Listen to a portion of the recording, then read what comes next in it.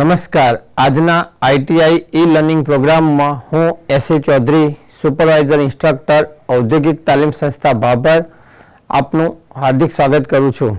આજે હું આઈટીઆઈમાં ચાલતા કોમ્પ્યુટર ગ્રુપ અંતર્ગત prepare presentation for collaboration practical વિશે તાલીમ સહ માર્ગદર્શન આપીશ. આજના આ પ્રેક્ટિકલમાં આપણે પ્રેઝન્ટેશનને પાસવર્ડથી કેવી રીતે પ્રોટેક્ટ કરવું તેની માહિતી મેળવીશું. સાથે સાથે આ પ્રેઝન્ટેશનને અલગ અલગ ફોર્મેટમાં કેવી રીતે એક્સપોર્ટ કરવું તે અંગેની વિસ્તૃત માહિતી મેળવીશું. આ પ્રેક્ટિકલ માટે આપણે સૌ પ્રથમ પાવર પોઈન્ટ પ્રેઝન્ટેશન ઓપન કરીશું. આ પ્રેઝન્ટેશનના આપણે સૌ પ્રથમ ફાઇલ ઓપ્શનમાં જઈશું. ફાઇલ ઓપ્શનમાં જઈશું તો અહીંયા આપણે ઇન્ફોમાં પ્રોટેક્ટ પ્રેઝન્ટેશન આપેલું છે, એના ઉપર ક્લિક કરીશું. એન્ક્રિપ્ટ વિથ પાસવર્ડ એના ઉપર ક્લિક કરીશું. હવે આપણે આ ફાઇલને જે પાસવર્ડ રાખવો હોય એ પાસવર્ડ આપણે અહીંયાથી એન્ટર કરીશું. ત્યારબાદ ઓકે આપીશું. સેમ પાસવર્ડ આપણે ફરીથી રીએન્ટર કરીશું. ઓકે આપીશું. એટલે હવે આ ફાઇલ એકવાર બંધ કર્યા પછી અને સેવ ઉપર ક્લિક કરીશું. હવે આ ફાઇલ જ્યારે ફરી ઓપન કરીશું ત્યારે પાસવર્ડ વિના ઓપન થશે નહીં. તો આપણે જે પાસવર્ડ અગાઉ સેટ કર્યો તો એ પાસવર્ડ એન્ટર કરીશું. ત્યારબાદ ઓકે આપીશું. એટલે આપણી ફાઇલ ઓપન થઈ જશે.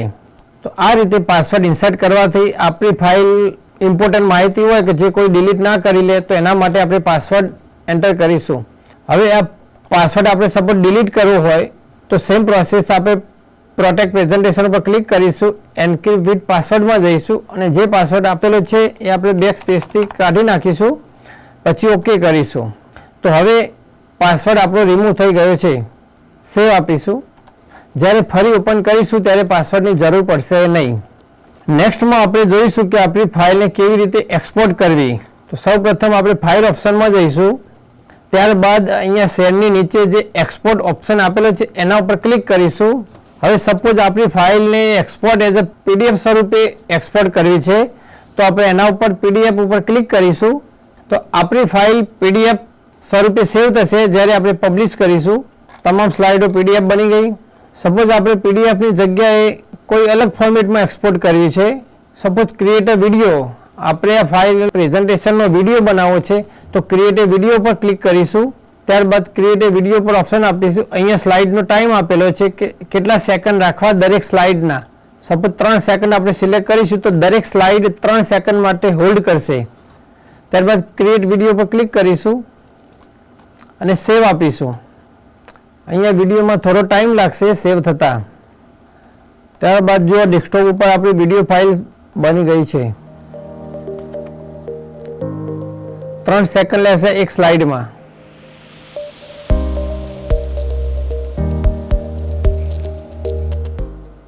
હવે સપોઝ આપણી ફાઇલ એક્સપોર્ટમાં કોઈ સીડી બનાવી હોય તો કોમ્પ્યુટરની અંદર એક બ્લેન્ક સીડી ઇન્સર્ટ કર્યા પછી આ સીડી પેકેજ પ્રેઝન્ટેશન ફોર સીડી ઉપર ક્લિક કરીશું અને પેકેજ ફોર સીડી પર ક્લિક કરીશું ત્યારે ડાયરેક્ટ સીડીમાં આપણી ફાઇલ સેવ થઈ જશે. અહીંયાથી ફાઇલનો ટાઈપ કોઈ ચેન્જ કરવા હોય તો અહીંયાથી આપણે કરી શકીશું. કોઈ જેપીજી ફોર્મેટમાં સેવ કરવી હોય તો સેવ કરી શકાય, પીએનજી ફોર્મેટમાં સેવ કરવી હોય તો સેવ કરી શકાય. સપોઝ પાવર પોઈન્ટ શોમાં સેવ કરવી હોય તો એ પણ સેવ કરી શકાય. પાવર પોઈન્ટ શોમાં આપણે સેવ કરવાથી આપણી slide direct power point show તરીકે સેવ થશે. અહીંયા જો આ સેવ થઈ ગઈ છે પાવર પોઈન્ટ શોમાં, એને ક્લિક કરીશું તો ડાયરેક્ટ સ્લાઇડ શો ઓપન થઈ જશે. હવે આપણે સપોઝ આપણી ફાઇલને એક્સપોર્ટ કરવી છે 97 થી 2003માં તો પાવર પોઈન્ટ 97 2003 પ્રેઝન્ટેશન સિલેક્ટ કરીશું કે જે જૂની ઓફિસમાં પણ ઓપન થઈ શકે. તો એના ઉપર ક્લિક કરીશું અને સેવ એઝ આપીશું અને અહીંયા ફાઇલનું નામ આપીશું. તો આ ફાઇલ 97 to 2003માં સેવ થઈ જશે. હવે ફાઇલને તમે જૂના એમએસ ઓફિસ વર્ઝન જે 2003 યા 97 ઓફિસનો યુઝ કરતા હોય તેમાં પણ આ ફાઇલ તમે ઓપન કરી શકો.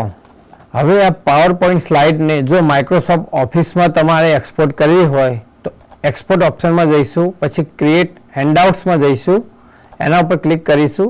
અહીંયા ક્રિએટ હેન્ડઆઉટ્સ ઉપર ક્લિક કરવાથી કયા ફોર્મમાં આપણે માઇક્રોસોફ્ટ વર્ડમાં એક્સપોર્ટ કરવી છે એ બતાવશે.